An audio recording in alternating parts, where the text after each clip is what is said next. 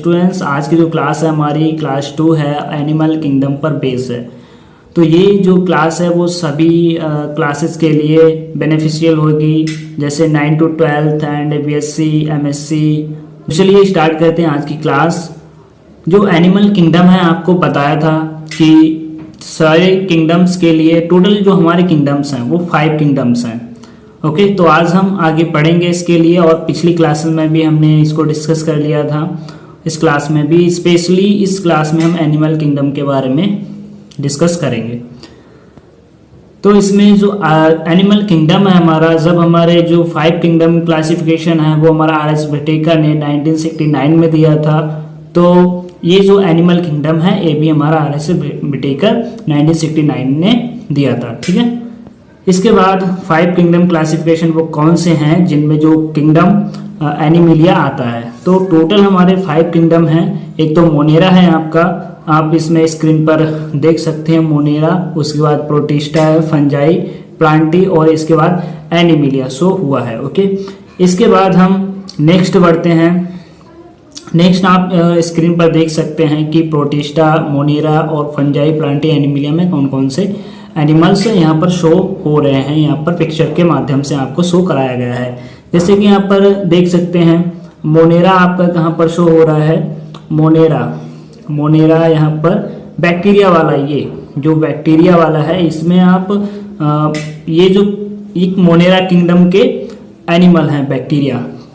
Okay, इसके बाद आप प्रोटिस्टा देख सकते हैं। प्रोटिस्टा में आपके जो यूनिसेलुलर होते हैं, यूकैरियोटिक होते हैं, जिनकी सेल जो होती है वो डेवलप्ड होती है।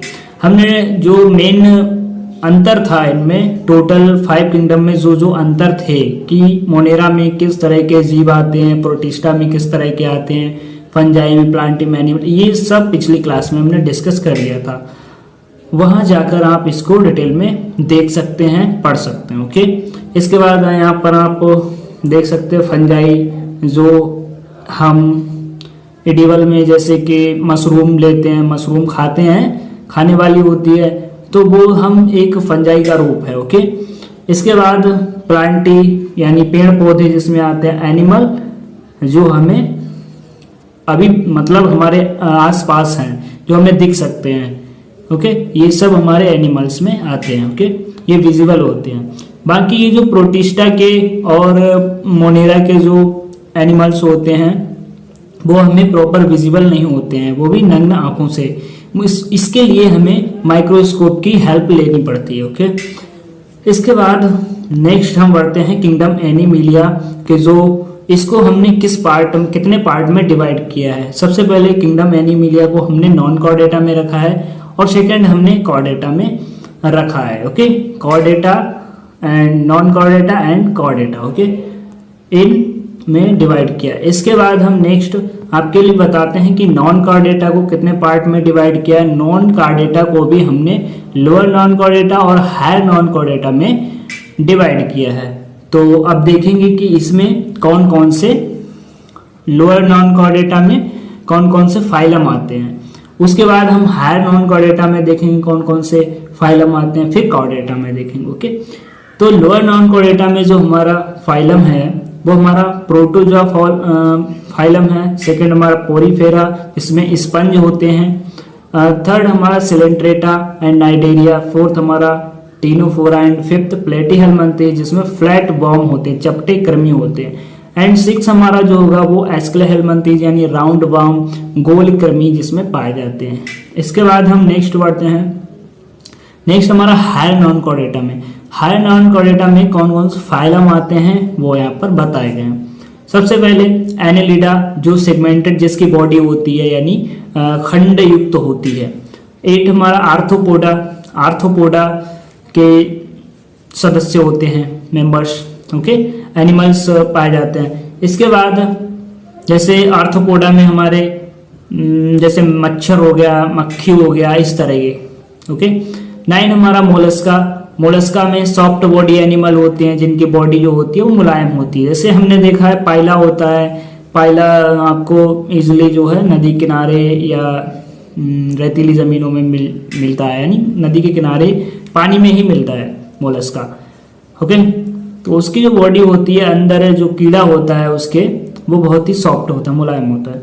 10 हमारा इकाइनोडर्मेटा स्पाइनी स्किन होती है, यानी जो स्किन होगी इनकी उन पर ढेर सारे कांटे पाए जाएंगे। ओके। 11 हमारा है हेमिकॉर्डेटा। हेमिकॉर्डेटा क्या है? ये पूरी तरह से कॉर्डेटा नहीं है, यानी इसमें भी कहीं ना कहीं हमारी जो कॉर्डेटा यानी जो हमारी रीढ़ की हड्डी होती है उसका एक स्वरूप पाया जाता है, मिलता जुलता, इसीलिए इसको हेमिकॉर्डेटा बोला गया। ओके। नेक्स्ट हम बढ़ते हैं कॉर्डेटा। कॉर्डेटा में आपको पता है कि कॉर्डेटा में हमारा कॉर्डेटा खुद ही एक फाइलम है। ओके। कॉर्डेटा में कॉर्डेटा फाइलम आता है, इतना आपको पता होना चाहिए। ओके। नॉन कॉर्डेटा में आपने टोटल 11 फाइलम यहाँ पर पढ़ लिए हैं, और उसके बाद हमारा एक जो है कॉर्डेटा है, कॉर्डेटा में कॉर्डेटा फाइलम आता है। ओके। इसके बाद हम इनके जो वर्गीकरण का आधार है वो पढ़ते हैं। ओके। तो डिफरेंट एनिमल को डिफरेंट फाइलम में क्यों रखा गया और कैसे रखा गया, उनका बेस क्या है, वो यहाँ पर आपके लिए पढ़ने को मिलेगा। बेसिस ऑफ क्लासिफिकेशन यानी वर्गीकरण का आधार क्या है, जिससे हमने जो है एनिमल्स को अलग अलग फाइलम में रखा है। ओके। फर्स्ट हमारा जो बेस होगा वो होगा level of organisation. Level of organisation यानी संगठन के आधार पर। अभी इसको आगे डिटेल में पढ़ेंगे, अभी समझ नहीं आ रहा होगा कैसे कैसे हो सकता है ये। सेकंड हमारा लेवल ऑफ जर्म लेयर जननिक परतों के स्तर पर। थर्ड हमारा लेवल ऑफ सिमेट्री सममिति के स्तर पर। फोर्थ हमारा लेवल ऑफ सीलोम देह गुहा के स्तर पर।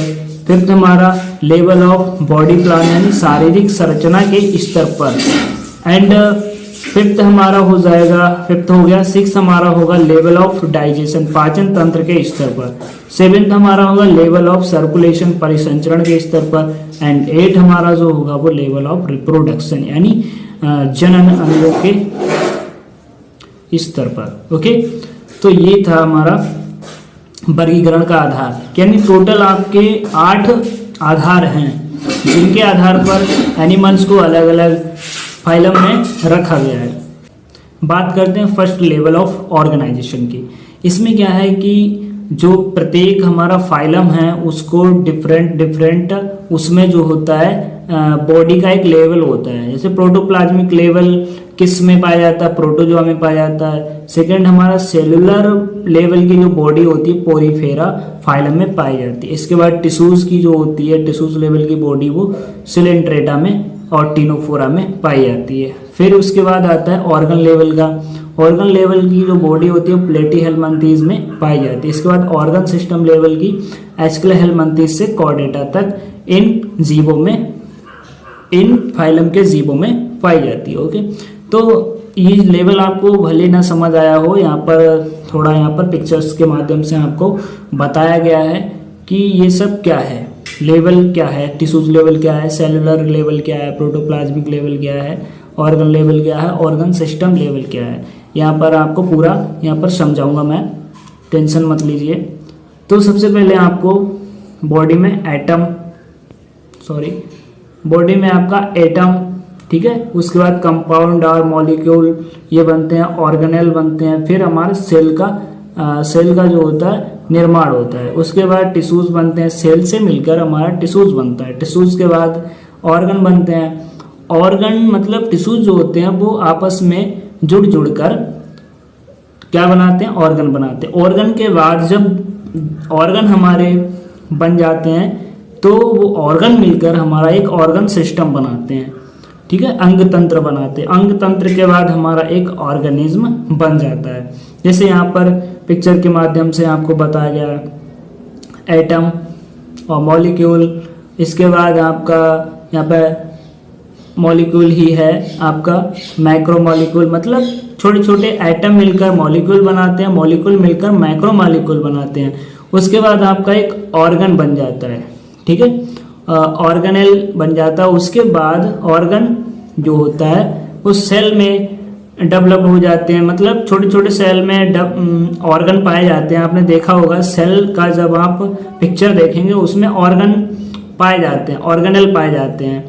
जैसे माइटोकॉन्ड्रिया होती है और एंडोप्लाज्मिक रेटिकुलम होती है, केंद्रक होता है, राइबोसोम होता है, ये सारी चीज़ें होती हैं। ओके, इसके बाद जब सेल हमारा डेवलप होता है, सेल जो मिलकर कई सेल्स मिलकर एक टिश्यूज का निर्माण करती हैं, टिश्यूज के बाद ऑर्गन बनते हैं। ठीक है, ये जो है ये ऑर्गेनेल है और ये आपका ऑर्गन है। ओके, इतना यहाँ पर डिफरेंट है। ये सेल के अंदर होता है और ये सेल से मिलकर बनता है, सेल से टिश्यूज बनते हैं, टिश्यूज के आपका ऑर्गन बनता है। ओके, इसके बाद हम कई ऑर्गन मिलाकर एक ऑर्गन सिस्टम बनता है हमारे बॉडी के अंदर। अब वो जब ऑर्गन सिस्टम जो है, कई ऑर्गन सिस्टम मिलकर आपका क्या बन जाता है, ऑर्गेनिज्म बन जाता है। ठीक है, तो ऑर्गन सिस्टम जो होता है वो मिलकर हमारा ऑर्गेनिज्म बनाता है। ऑर्गेनिज्म मतलब एक एनिमल तैयार करता है। ओके, इसके बाद आपको इतना समझ आ गया होगा। ठीक है, अगर ना समझ आए तो तुरंत कमेंट कर दो, दोबारा से पढ़ा दूंगा। सेकंड आधार की बात करते हैं, लेवल ऑफ जर्म लेयर, यानी जननिक परतों के स्तर पर एनिमल्स को किन किन फाइलम में रखा गया है। तो इसके जो लेवल हैं वो एनिमल्स को बांटने के दो तरीके हैं। एक तो आपका डिप्लोब्लास्टिक हो गया, दिकोरिकीय हो गया, दूसरा आपका ट्रिप्लोब्लास्टिक होता है। ठीक है, तो जननिक परतें जो है विभिन्न एनिमल्स में अलग अलग होती है, किसी में डिप्लोब्लास्टिक होती है, किसी में ट्रिप्लोब्लास्टिक होती है। डिप्लोब्लास्टिक में क्या होता है, डिप्लोब्लास्टिक में आप यहाँ पर पिक्चर के माध्यम से देख सकते हैं कि डिप्लोब्लास्टिक ये वाली है आपकी और ट्रिप्लोब्लास्टिक ये वाली है। इसमें क्या है, डिप्लोब्लास्टिक में आपका मीसोग्लिया पाया गया है, यानी आपका एक्टोडर्म और एंडोडर्म के बीच में इतना डिफरेंट है कि एक्टोडर्म और एंडोडर्म के बीच में मीसोग्लिया पाया गया है। वहीं इसमें जो ट्रिप्लोब्लास्टिक में एक्टोडर्म और एंडोडर्म के बीच में मीजोडर्म पाया जाता है, बस इतना डिफरेंट है। तो ये किन किन फाइलम्स में होता है। ओके, तो यहाँ पर देखने को मिलेगा। तो ये जो आपका एक्टोडर्म तो दोनों में पाई जाती है, लेकिन एक्टोडर्म और एंडोडर्म के बीच में क्या पाया जाता है वो ये इसको अलग करता है एक दूसरे से। यहाँ पर आपको देखने को मिलेगा, यहाँ पर मीसोग्लिया है, यहाँ पर मीसोडर्म है। ओके, बाकी एक्टोडर्म और एंडोडर्म सेम जगह पर है अपना। ओके, इसके बाद आप देखेंगे इसका एग्जाम्पल, यानी किन फाइलम में ये पाए जाते हैं। ये जो आपका डिप्लोब्लास्टिक जो होती है लेयर, वो जर्म लेयर होती है। जर्म लेयर जो है वो सिलेंट्रेटा और टीनोफोरा में पाई जाती है, यानी सिलेंट्रेटा से लेकर आपका टीनोफोरा तक पाई जाती है। वहीं आपका जो ट्रिप्लोब्लास्टिक जर्म लेयर है वो आपकी प्लेटीहेल्मिन्थेस से लेकर कॉर्डेटा तक पाई जाती है। ओके, इसके बाद जर्म लेयर होती क्या है। A germ layer is group of cell in a embryo that form during embryonic development. The 3 germ layer are endoderm, ectoderm, mesoderm. यानी हिंदी में भी यहाँ पर आपको दिखाया गया है। आपके लिए जो कंटेंट है वो हिंदी और इंग्लिश दोनों में अवेलेबल होगा। ओके, तो कोई आपको परेशानी नहीं होने वाली है। रोगाणु परत भ्रूण में कोशिकाओं का एक समूह है। रोगाणु परत भ्रूण में कोशिकाओं का एक समूह है जो भ्रूण के विकास के दौरान बनता है। कब बनता है, एम्ब्रॉय के डेवलपमेंट के दौरान बनता है। 3 रोगाणु परतें हैं। ये रोगाणु परतें होती हैं, एंडोडर्म होती है, एक्टोडर्म होती है, मीजोडर्म होती है। ओके, तो ये जो आपको बता दिया, पूरा एक्सप्लेन कर दिया यहाँ पर मैंने, कौन सी जो जर्म लेयर है किन फाइलम्स में पाई जाती है। ओके, इसके बाद हम बात करेंगे, क्या हो रहा है, थर्ड, यानी लेवल ऑफ सिमेट्री, सममिति के स्तर पर। सममिति के स्तर पर, तो यहाँ पर सममिति के स्तर पर 3 पार्ट में इसको डिवाइड किया गया है। फर्स्ट आपका क्या है, एसिमेट्रिक, असममित, यानी बराबर भागों में नहीं बांट सकते इसको।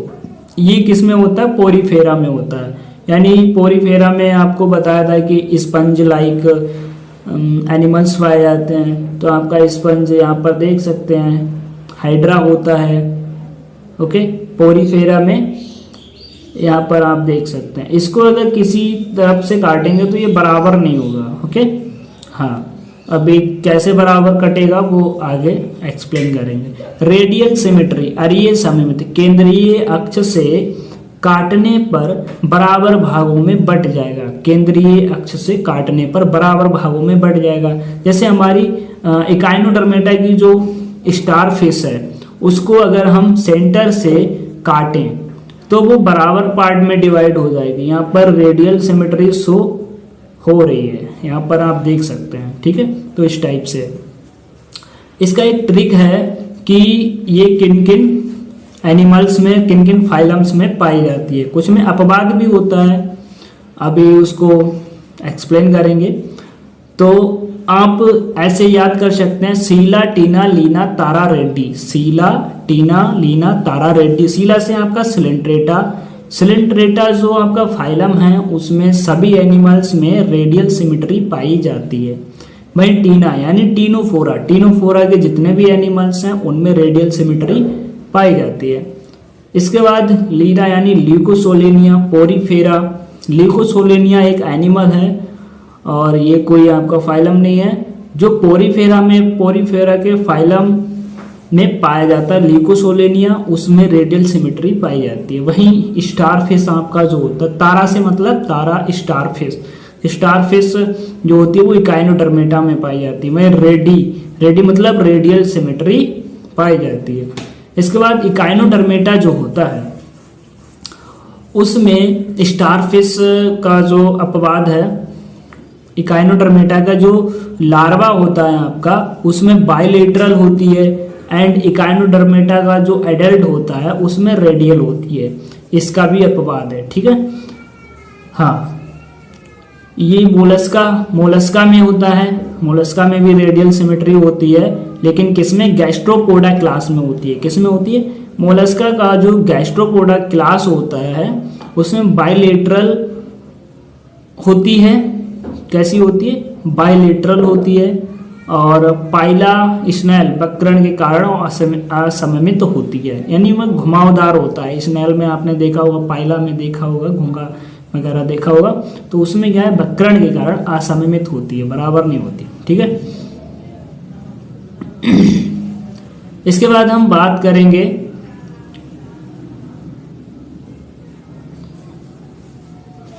बाइलेटरल सिमेट्री यानी द्विपार्श्व सममित। द्विपार्श्व सममित, दो बराबर पार्श्व भागों में बांटा जा सकता है। इन एवरीथिंग एल्स, इन सबको, इन दो को छोड़ने के बाद, इन दो को छोड़ने के बाद बाकी बचा खुचा इसमें है। ओके, इतना समझ लेना।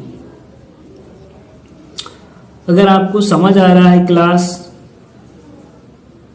तो आप इसको वीडियो को लाइक ज़रूर करें। लाइक करेंगे, कमेंट करेंगे, अपना ओपिनियन हमें बताएंगे कि क्लास जो समझ आ रही है कि नहीं आ रही है। ठीक है, इसके बाद आपका जो वेस है वो 4 है। 4 वेस आपका लेवल ऑफ सीलोम, देह गुहा के स्तर पर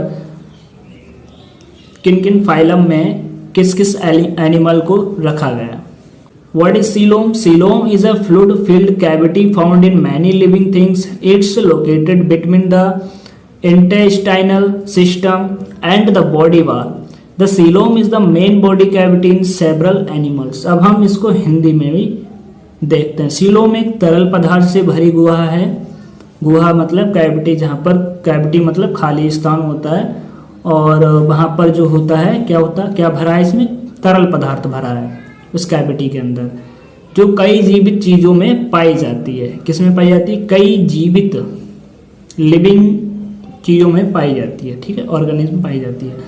यह आंत्र प्रणाली और शरीर के दीवार के बीच स्थित होती है। यानी आंत्र प्रणाली मतलब जो हमारा इंटेस्टाइनल सिस्टम है, आंत वाला जो सिस्टम है उसके, और हमारी जो शरीर की दीवार होती है उसके बीच स्थित होती है। कई जानवरों में सीलोम मुख्य शारीरिक गुहा है।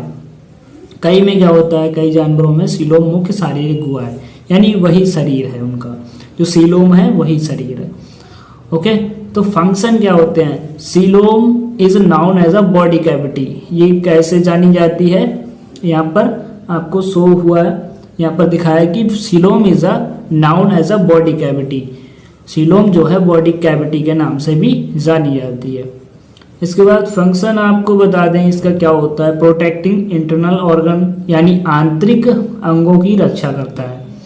Acting as a skeleton in some animals, क्या होता है, कुछ जानवरों में कंकाल के रूप में कार्य करती है। Allowing internal organ to move and grow independently of the outer layer of the body wall, यानी आंतरिक अंगों को शरीर के दीवार की बाहरी परत से स्वतंत्र रूप से चलने और बढ़ने की अनुमति देता है। Separating organ from the outer body, यानी अंगों को बाहरी शरीर से अलग करता है। ये सीलोम का फंक्शन होता है। The 3 germ layer are, 3 germ layer होती हैं आपकी। एक तो एंडोडर्म, द इनर लेयर होती है, और एक्टोडर्म जो होती है द आउटर लेयर होती है, वो आउटर होता है। मेसोडर्म द मिडिल लेयर होती है। ये पिछले वाले का है, ठीक है। तो यहाँ पर पटक दिया, उठा लिया। चलो, इसके बाद जो है सीलोम को भी यहाँ पर डिटेल में समझाया गया है। ये देखते हैं। एसीलोमेट यानी अगोहीय। सीलोम इज अ अब्सेंट, इसमें क्या होता है, सीलोम अब्सेंट होता है, देह गुहा जो होती है अनुपस्थित होती है। एग्जाम्पल किन किन फाइलम में, एनिमल्स में पोरीफेरा से लेकर प्लेटीहेलमिन्थी यानी एसी पी से लेकर पी तक, समझ गए। एसीलोमेट, एसी का मतलब एसीलोमेट, पी का मतलब पोरीफेरा एंड सेकंड पी का मतलब प्लेटीहेलमिन्थी, एसीपी टू पी। इसके बाद सीडोसीलोम। सीडोसीलोम क्या है, आभासी गुहिये। आभासी गुहिये क्या होता है, यानी जिसमें हल्का हल्का सीलोम पाया जाए, पूर्ण विकसित सीलोम नहीं होता है। बाहरी शरीर की दीवार की मेसोडर्म परत और अकशेरुकी जीवों में आंत की एंडोडर्म परत के बीच स्थित होता है। इसे फाल्स सीलोम के नाम से भी जाना जाता है। ओके, सीडोसीलोम ट्रू सीलोम की तरह मेसोडर्म से नहीं बने होते हैं। Found in aschelminthes and nematodes. Okay, इसके बाद हम बात करते हैं ट्रू सीलोम। ट्रू सीलोम में क्या है, वास्तविक गुहा, यानी जो सीलोम होती है वास्तव में पाई जाती है। अ body cavity formed during एम्ब्रॉय development from the 3 germinal layer. First आपकी ये जो होती है वो किससे डेवलप होती है। A body cavity formed during embryo development from the 3 germinal layer। First आपकी 3 जर्मिनल लेयर होती हैं। फर्स्ट होती है जो मेसोडर्म, एक्टोडर्म एंड एंडोडर्म, ये बताया था आपके लिए। The formation of मेसोडर्मली lined pouches, mesoderm होती है वो पाउचेस में पाई जाती है। Splitting in the mesoderm,